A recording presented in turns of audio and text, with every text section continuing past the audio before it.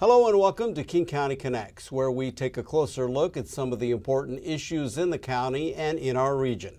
I'm Enrique Cerna. It's been quite a year for King County, from the launch of the Affordable Health Care Act, an agreement to protect thousands of acres of forest land, and a new approach to gun safety. It's been a busy agenda for County Executive Dow Constantine. He joins us today to take a look back on 2013 and also take a look back on his 4 years, his first term in office, and also take a look forward to next year as we begin a new year. Well, welcome. So you're wrapping up your first term as county executive. A lot of work goes into getting elected, and then you finally get into office. As you look back on those first 4 years, what stands out as high points, tough times, and good things? Well, I took office, and thanks for having me, Enrique. I took office really in the depths of the recession. Right. And we were facing these big budget deficits.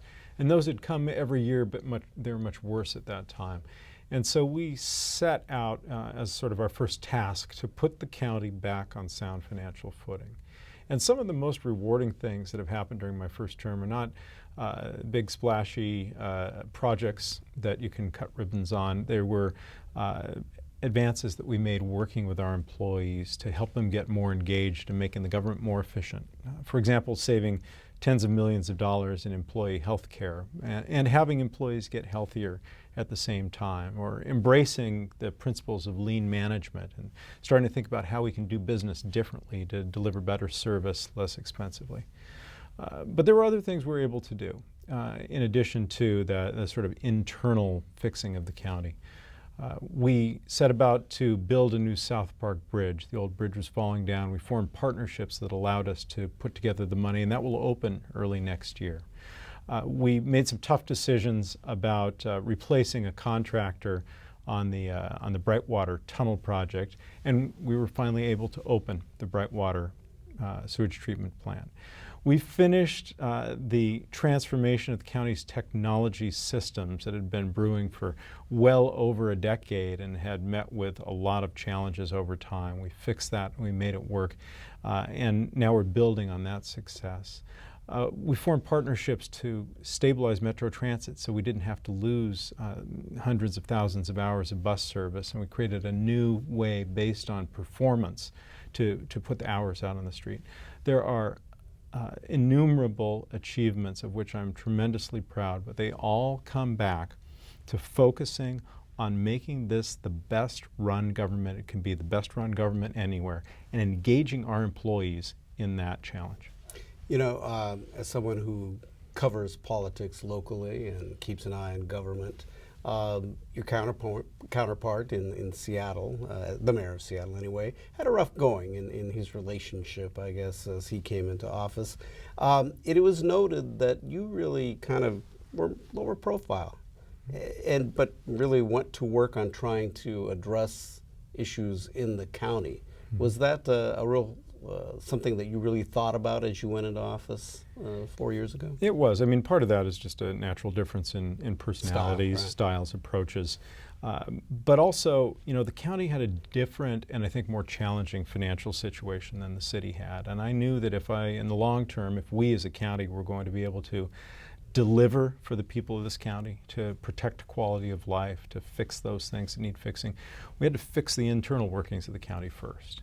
And, you don't get a lot of attention for doing that, but the results are tremendously important. Without that solid foundation, we're not able to restore the environment and make sure that public safety is protected and make sure that kids who are in trouble are getting out of trouble and getting onto productive lives. All of those things depend on having the institution work well, efficiently, and responsibly, so that we're actually connected with the people we serve. Was it tough convincing those folks in the county that trying to do things more efficiently and looking at lean as a way, an approach for how the county works and serves, getting them to buy into that? There's always a natural resistance to change and a natural skepticism about the new idea, the flavor of the month. But the fact is that so many of our employees so quickly embraced the opportunity to take more responsibility for the way the work was being done. when we turn to them and we say, you know, you have been doing this job, you see what's going on every day, you have the knowledge and the insight to help us figure out how to do it better, and you invest in them to make those changes. They respond wonderfully because they want to do a satisfying day's work. They want to be able to help the people who are coming to them for help. And this approach allows them to do more of that every day. As you went from being a member of the King County Council to being the top executive of the county, that transition in those 4 years, I guess, what did you learn from that first year then as the following years started to evolve? Well, it did help that I was on the county council for a long time, and it helped that I served in the state legislature as well. You acquire some skills, you learn some hard lessons along the way that you don't have to relearn on the larger stage. But one of the things that is just inevitable is that the executive is kind of responsible for everything. And we had 14,000 employees, now we have a little over 13,000. Anytime something goes wrong, anytime somebody makes a mistake, it lands in your lap. And that's not the case when you're in the legislative body. You can always point across the street to the governor or the mayor or the executive and say, go talk to them. And you know, our council's been great in working with me to solve problems, and we've had the same kind of collaboration with the council as we've had with our employees and with our cities and citizens. But you know, you're always waiting for that phone call when something's gone wrong, when a problem's arisen, and you're the person who has to be on the spot to solve it. How do you adjust to the 24/7? You know, it is a little difficult. You have to have some people you trust. You know, you have to get away from the desire to do everything yourself, to micromanage. And I think a lot of folks who end up in my position have that tendency to feel that they and only they are the ones who can solve this problem. So I was very fortunate to be able to surround myself with brilliant professionals, great people who are very dedicated to public service, and they help with that. Let's talk more about, you know, we mentioned off the top some of the things that got done, as well as what you mentioned during these 4 years. But let's break it down a little bit more, and let's talk about health care. We know what's happening with the challenges of implementing the Affordable Care Act. And in the county, it actually started well before that, as far as trying to convince county employees on how they could contribute to their own well-being and keep health care costs down. Well, that's right. I mean, on the Affordable Care Act, we've been remarkably successful. This county has signed up more people for health care than any other county in the country. The president has recognized that. I spoke with him and with his aide Valerie Jarrett about that just a few weeks ago. I think as of today we're well over 40,000 people about 44,000. But we started, as you mentioned before that, working with our employees, and this started with the Sims administration, engaging people in managing their own health and their own health care, and rewarding them for doing so. So if they take an assessment and do some simple things to try to improve their health, smoking cessation, try to lose weight, start exercising, reduce stress, they save money in their premiums. The county saves money because we pay out less because people are healthier. And even though our workforce is aging, we've seen smoking rates decline, we've seen a reduction in payments for a whole range of illnesses. We know that we're saving the taxpayers money even while we're saving the employees money, and I mean tens of millions of dollars over the course of the last 4 years. And we have folks who are more able to show up at work every day because they're managing chronic conditions. Gun safety was an issue that we still continue to have concerns about these days as we hear about school shootings, but efforts made here in the county to try to really focus on what people can do to try to make sure that this isn't an issue that affects people's lives in a negative way. Well, we've just passed the sad anniversary of the Sandy Hook shootings, and in response to that tragedy, we asked, what can we do as a county government? Now, we know that we are precluded from regulating guns by the state and federal government, really have no room to operate there. But we are also the public health department. And as much as gun violence is a public safety crisis, it's also a public health crisis. So I announced that we would take this on from a public health perspective. We've been studying, we've been gathering the data on shootings, including shootings involving children. Where did the guns come from? What circumstances surrounded this shooting? How could it have been prevented? And now we're launching into health-based strategies. The first one, announced just recently, is a campaign that includes gun dealers to get people to lock up their guns. Mm-hmm. We have thousands upon thousands of homes in this county with guns that are loaded and unlocked where there are children present. That is a recipe for disaster. And if people steal those guns and use them on the street, or if a kid finds it and uses it accidentally or to commit suicide, that is inexcusable. We can do better. And just like other behavior changes that have happened in society, so it can become a universal expectation that your gun will be locked up. Another issue regarding public safety, but really more of a legal issue than in how people are represented, and the creation of a Department of Public Defense actually came out of a lawsuit and legal action there. But how is this going to work, and why is this important? Well, we provide defense for those who cannot afford to defend themselves, to hire their own attorney. We had done that for many years through contracted nonprofit agencies. There were 4 agencies that provided services. Their employees brought suit saying that they were entitled to the same benefits as government employees, and ultimately there was a settlement. They won. And so we brought those agencies and those employees in-house. So we've created a department.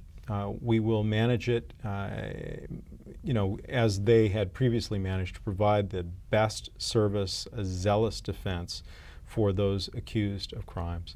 And we will have multiple divisions within that department to ensure that we are accounting for potential conflicts of interest if multiple people are involved in a particular criminal incident. It was not a situation that we chose. It was one that was delivered to us. Right. But we've attempted to take those lemons and make lemonade, and I think that is going to be a great opportunity to really re-energize the defense system here and to continue to build on a great legacy. We have one of the finest criminal defense systems in the country, and I think we will continue to have that. Renewable energy, some efforts have been made really here to make more headway on all of that. Where do you see this going? Well, first of all, in the coming term and in the coming century, climate change is obviously perhaps our greatest challenge. Here in King County, we've made a strong commitment to reducing the county government's climate emissions, and we have succeeded really quickly in having more than 50% of our energy needs served now by renewable energy. And that means renewable energy we're purchasing as well as recapturing energy from places like our landfill. But we have a long way to go. This can be a setter for the creation of green technology that can be sold to the rest of the world, this region, place where we have the technology and the innovators and the will to do that. And we also, I think, have the opportunity to take these ambitious climate goals and take them community-wide. And so one of the things we've done is to encourage our regional partners at the Puget Sound Regional Council to consider the region-wide climate impacts, not just within their individual institutions, but how can we collectively as a community of millions reduce the impacts from our housing, from our other buildings, from our transportation on the rest of the world. When we talk about energy, it's actually part of what you're looking at long term here and some of the things that you want to tackle as we go into 2014.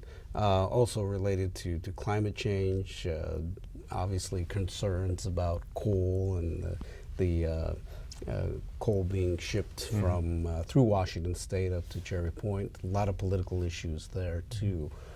So in this coming year, what do you want to try to accomplish there? Well, first of all, I'm on record as being opposed to the shipment of coal by train through our region for export. I think it is really foolish, bordering on madness, to dig up a big chunk of North America, tie up our traffic on the way through, and then ship that off to another country so that it can bury us economically and accelerate the decline of the global climate. That is a horrible economic model. It creates very, very few jobs, even while costing us many jobs here in our industrial area, with so many trains blocking the crossings all day long. What we want is for King County and the Central Puget Sound region to help lead the world in finding alternatives to coal and other fossil fuels, and also lead the way on more efficient ways of arranging our communities so that the transportation impacts are less. And that's where you see our transit-oriented development and the development of sound transit. On better building codes, so we're finding ways to have lower impacts. And you see Seattle's work with the Bullitt Foundation on that really leading edge building that they've built. We are a place, as I said before, of ideas and of innovators. And we are a place that can not only set the pace for the world, but can make a good profit off of creating these ideas and marketing them to the rest of the world. And I would like to see us really take the reins of that and to move forward with it. One of the big challenges that the county has, the state has, is transportation and transportation funding. As we go into this new year of 2014, how are we going to balance that?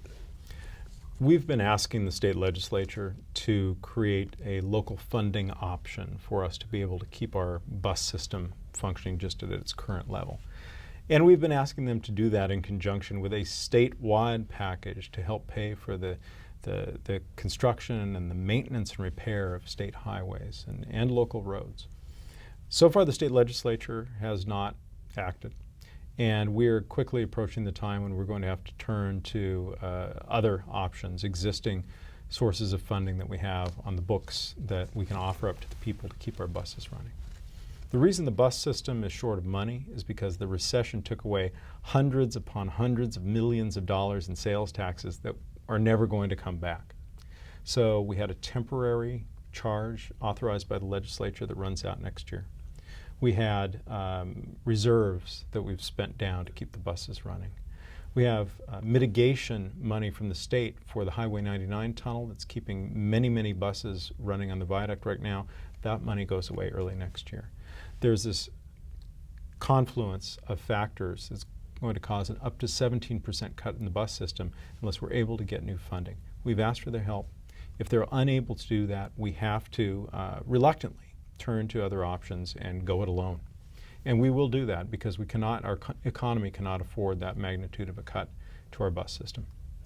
That seems to be just one of the biggest economic issues that could face the county if you were to lose that. It is enormous. People outside of our immediate area do not recognize what a workhorse the transit system is. 43% of the people coming into and out of downtown Seattle every day, and very large numbers in our other major urban centers. This is important for those who have no alternative, but it is tremendously important for hundreds of thousands, millions of people who use the transit system, and for the businesses that rely on those people, and for the other folks on the road who will not want to see tens of thousands of cars dumped back onto our congested roadways. And as the largest county in the state, it has an economic impact for the state. King County has not even 30% of the people in the state, but we have half of the economy of the state of Washington here. And an economic harm that comes to King County is going to hurt the whole state and the state budget.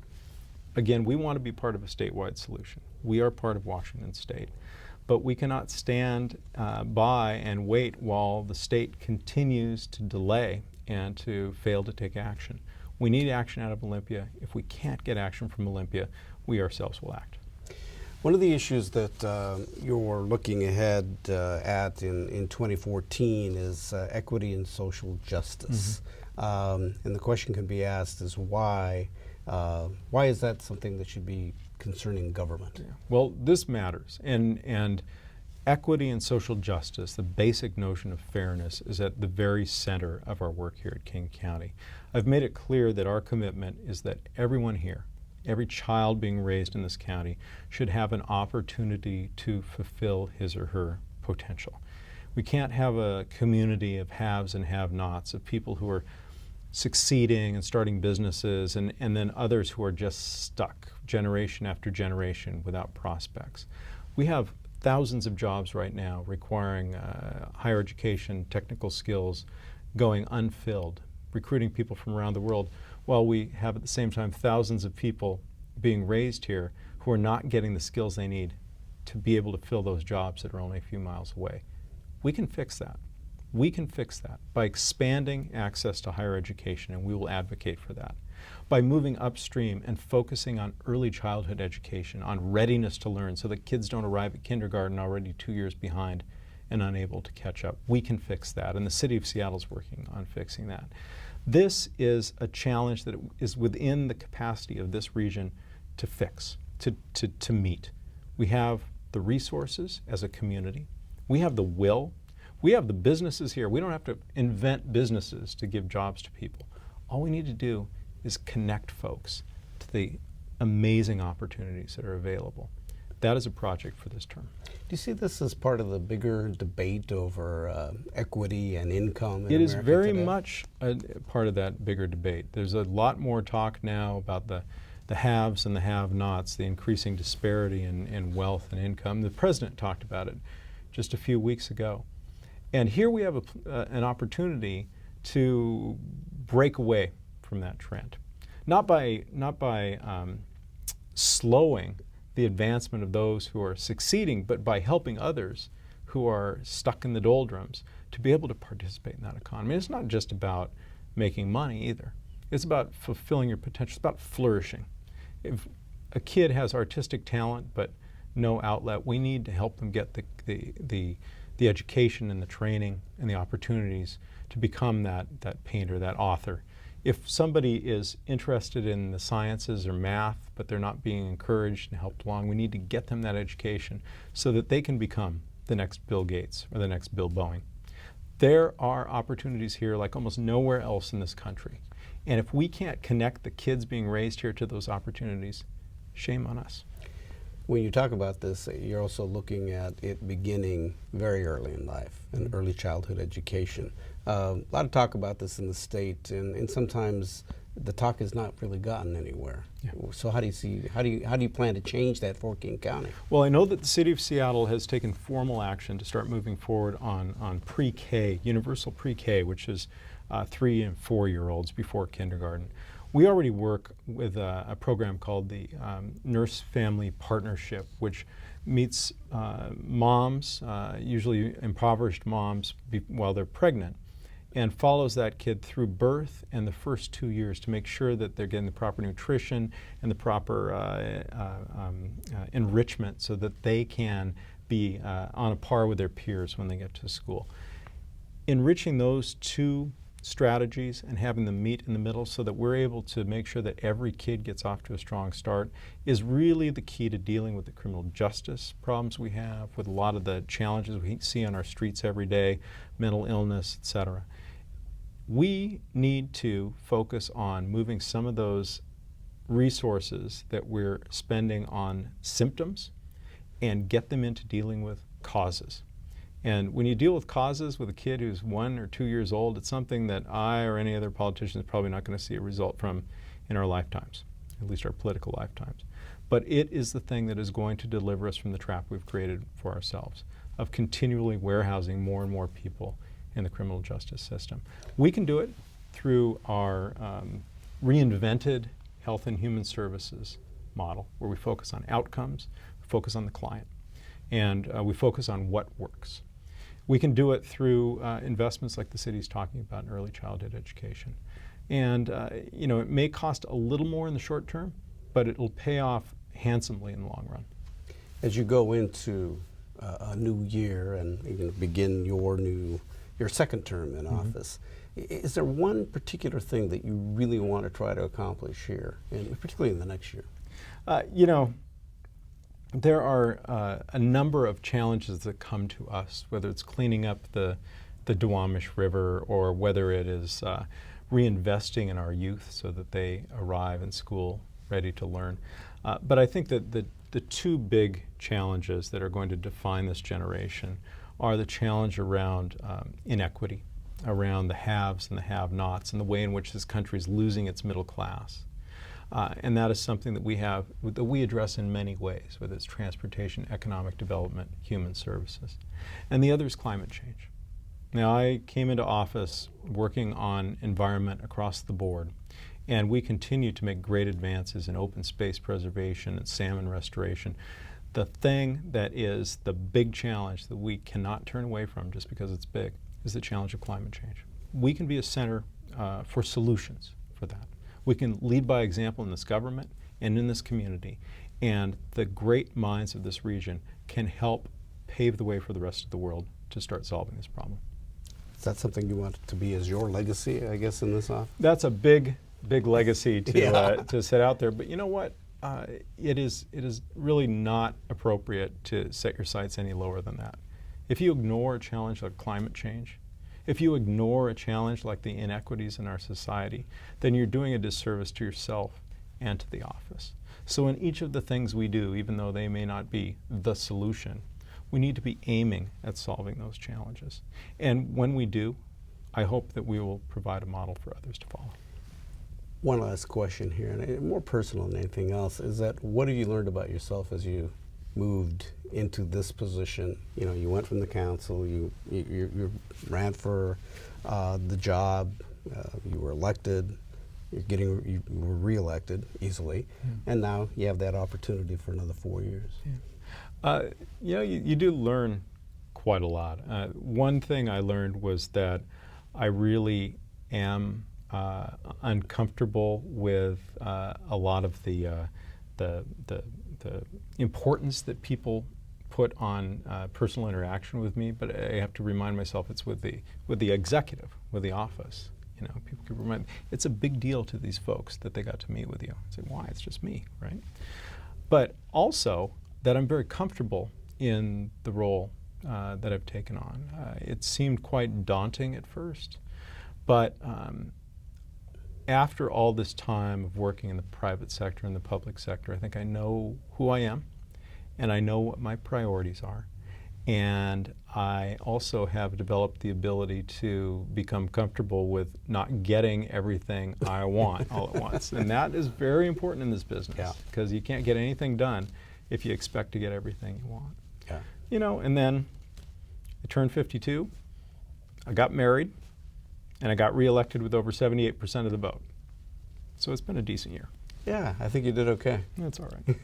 King County Executive Dow Constantine, thank you much for your time and this conversation. We'll have more conversations in the future to talk about how the county is going and your work here as King County Executive.